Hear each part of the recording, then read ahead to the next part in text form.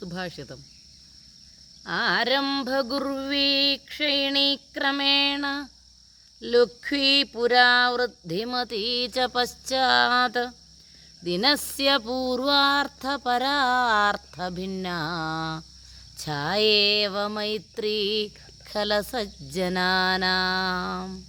ഖലന്മാരുടെയും സജ്ജനന്മാരുടെയും മൈത്രി എപ്രകാരത്തിലുള്ളതാണ് എന്നാണ് ഈ സുഭാഷിതം പറഞ്ഞു തരുന്നത്. ആരംഭഗുർവി ക്ഷയിണീക്രമേണ.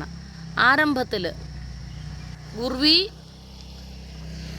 ആരംഭത്തിൽ വളരെ വലുതായിട്ടിരിക്കും.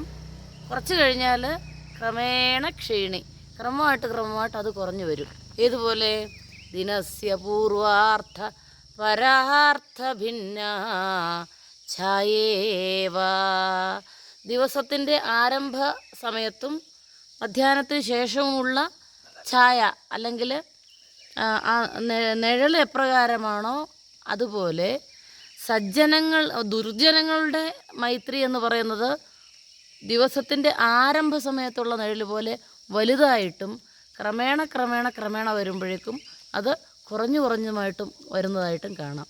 എന്നാൽ സജ്ജനങ്ങളുടെ മൈത്രി എന്ന് പറയുമ്പോൾ ആരംഭ സമയത്ത് ചെറുതായും പിന്നീട് അത് വലുതായും വരുന്നതായിട്ടാണ് കാണുന്നത്.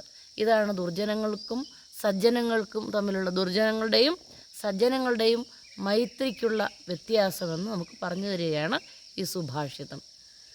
ആരംഭഗുർവീക്ഷയിണീക്രമേണ ലക്ഷ്മീ പുരാവൃദ്ധിമതീ ച പശ്ചാത് ദിനസ്യ പൂർവാർത്ഥപരാർത്ഥഭിന്നാ ഛായേവ മൈത്രീ ഖലസജ്ജനാനാം. നമസ്തേ. ഷില്ലോങ്ങിൽ നിന്ന് ഒരു സുഭാഷിതം.